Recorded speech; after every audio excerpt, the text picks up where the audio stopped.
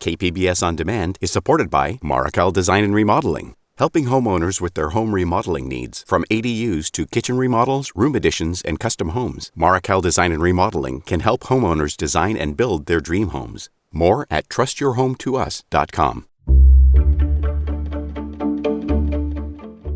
Good morning, I'm Debbie Cruz. It's Thursday, May 18th. A San Diego case led to the takedown of a national criminal network preying on the elderly. More on that next, but first, let's do the headlines.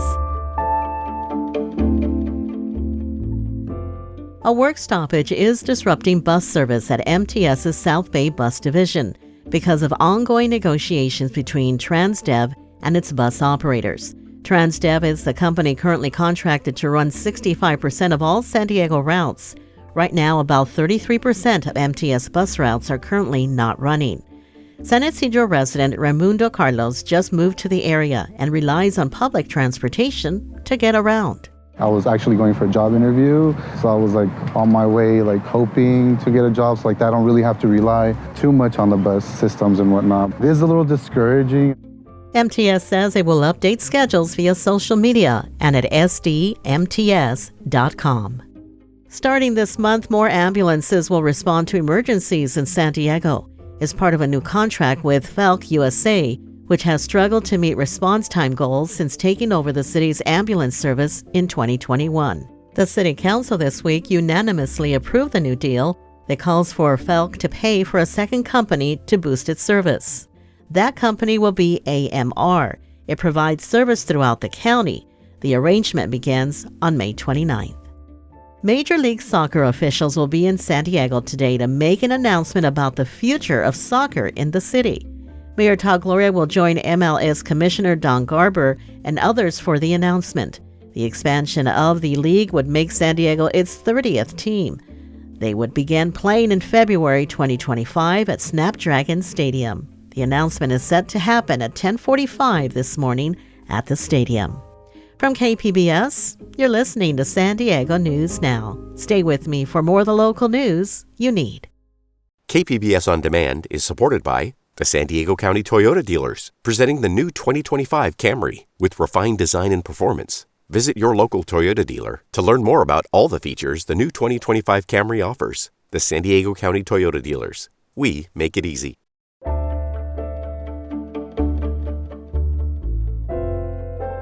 Elder fraud is among the most underreported crimes, but investigative reporter Amitha Sharma says that could change with a San Diego case that has revealed a nationwide criminal network.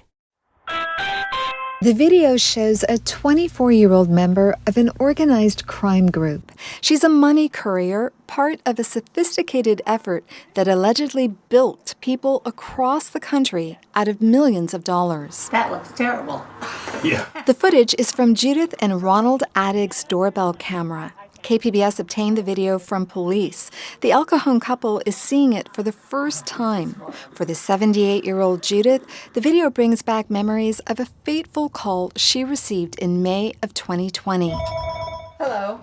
It was my grandson, Troy, and he'd had an accident. The police have arrested him. He told her how much money he needed, and she couldn't tell his father. It would make him angry. It was $7,600 that they wanted.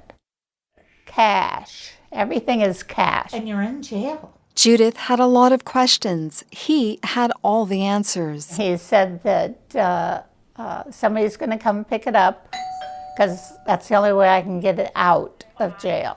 So I did, the thing that every mother grandma does, help them. But the voice on the other end of the line was not Judith's grandson. Law enforcement says the Adigs are among dozens of people in San Diego and across the country who have fallen victim to a so-called grandparent scam run by a nationwide criminal syndicate.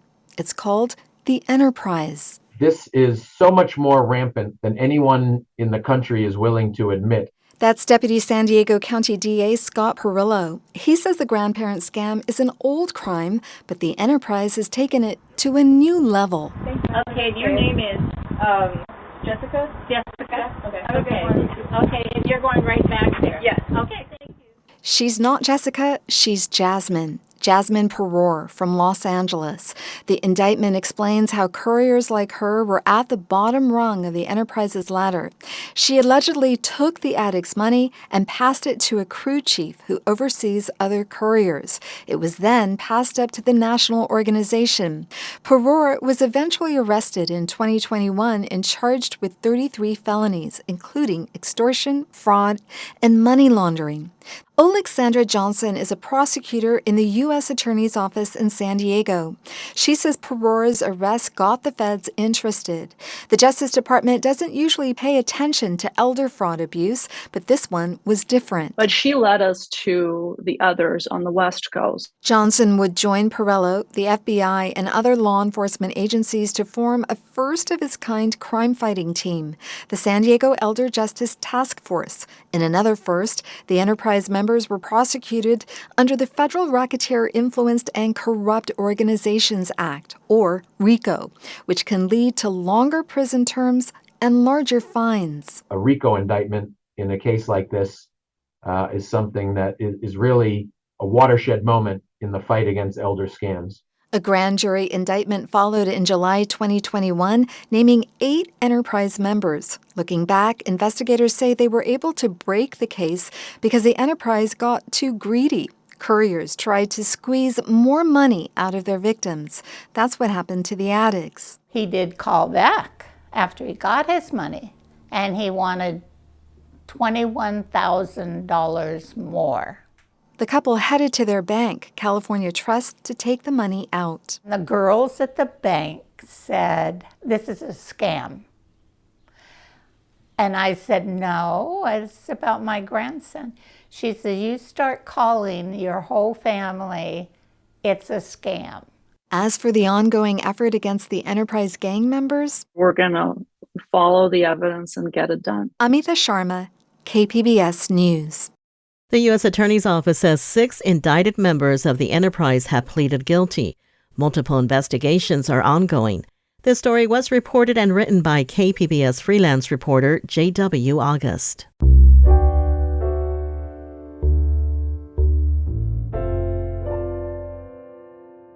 Thousands of University of California frontline workers rallied across the state yesterday, protesting wage disparity between employees and the system's senior management.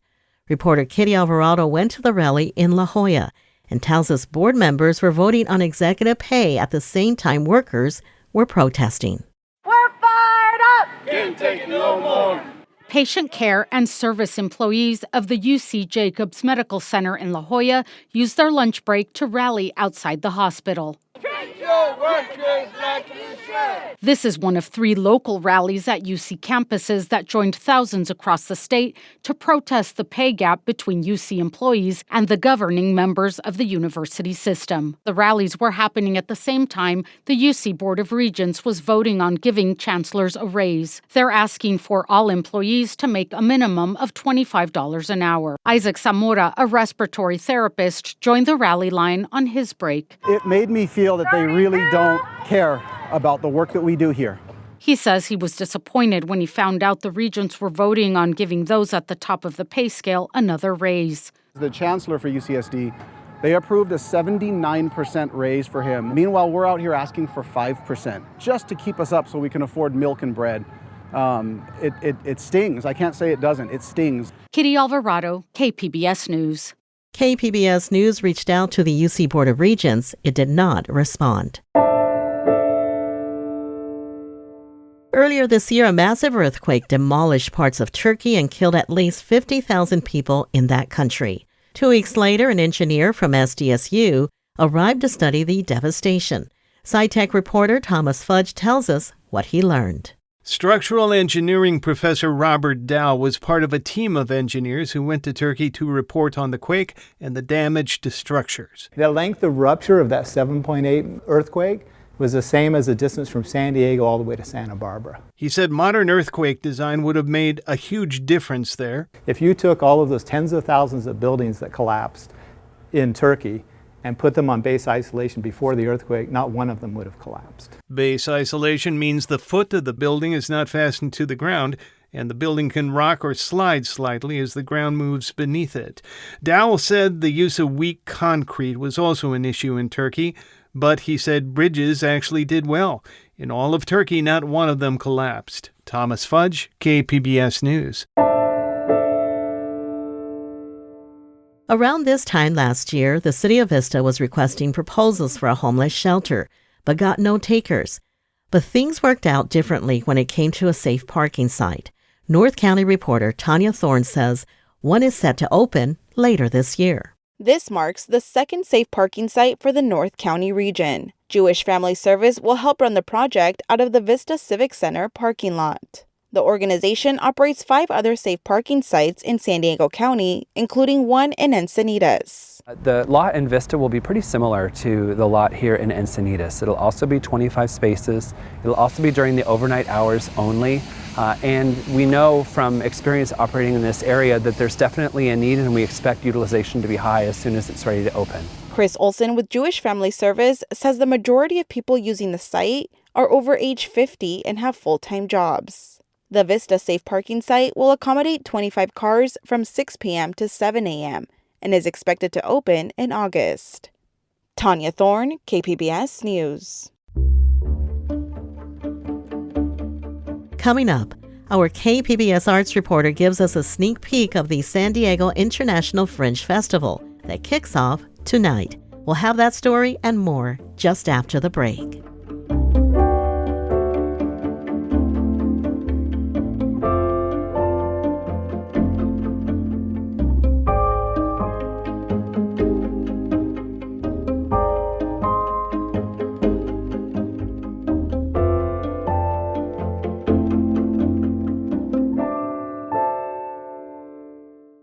KPBS On Demand is supported by Paint Care, offering households and businesses in California more than 800 leftover paint drop-off sites for recycling. Quantities of 100-plus gallons of paint may qualify for a large volume pickup. Learn more at paintcare.org.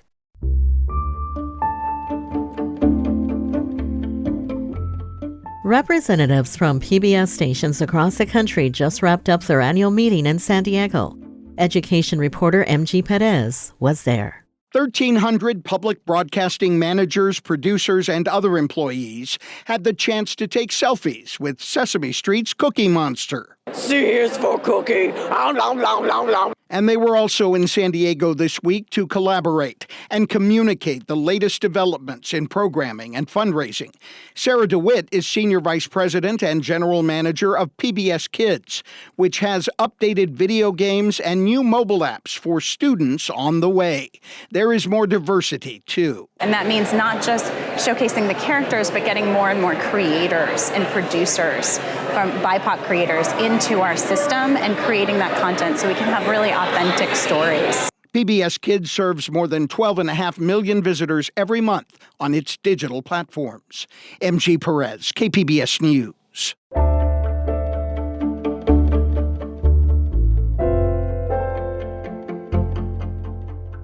San Diego International Fringe Festival celebrates not just 11 days of live theater, but 11 years of bringing artists and shows from all over the globe to San Diego audiences.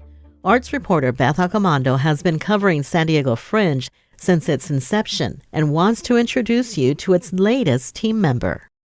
San Diego International Fringe Festival just got a new crusader. I am putting on this cape and this Green Lantern ring, and I will find you from around the world and strongly urge you to come. You are strongly invited. That's Austin Dean Ashford. Okay, Austin, bring your excitement down a little bit so you can communicate to humans.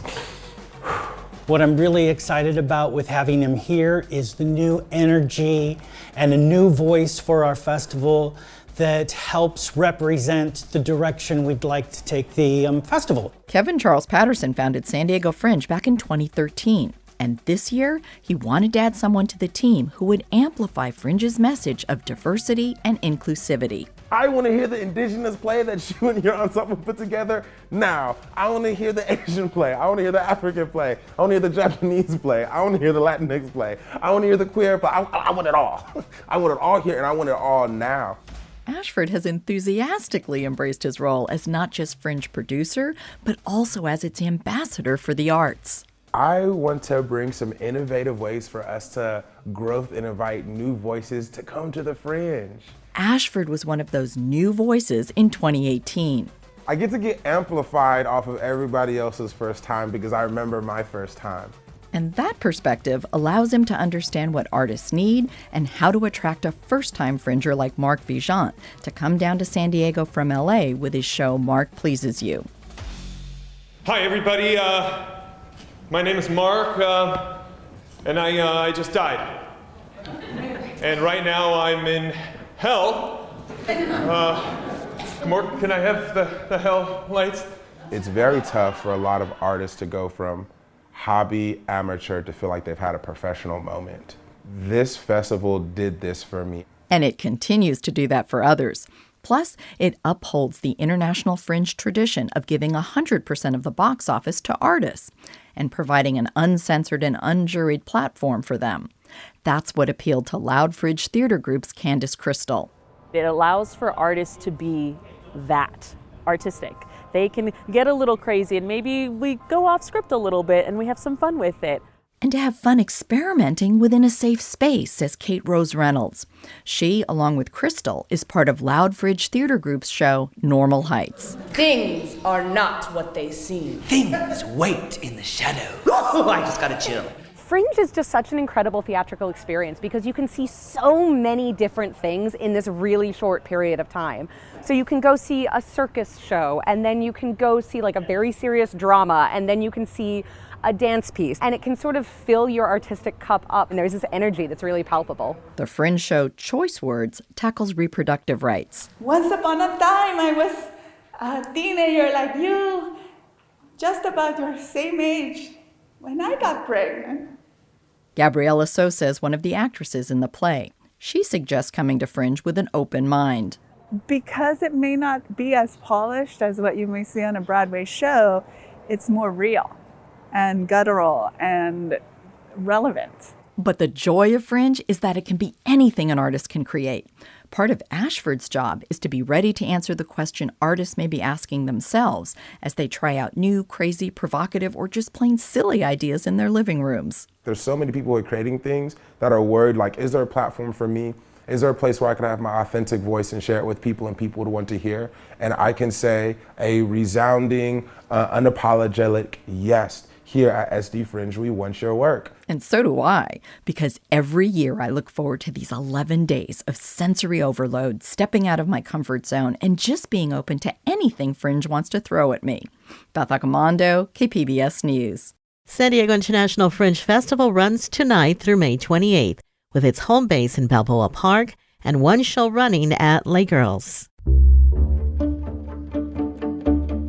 That's it for the podcast today. As always, you can find more San Diego news online at kpbs.org. Tune in again tomorrow for more local stories. Plus, we'll have some weekend plan suggestions if you'd like some. I'm Debbie Cruz. Thanks for listening and have a great Thursday.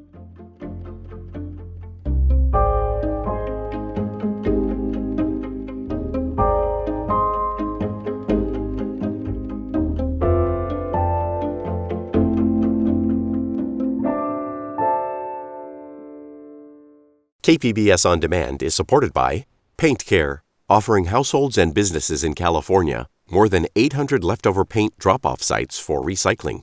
Quantities of 100-plus gallons of paint may qualify for a large volume pickup. Learn more at paintcare.org.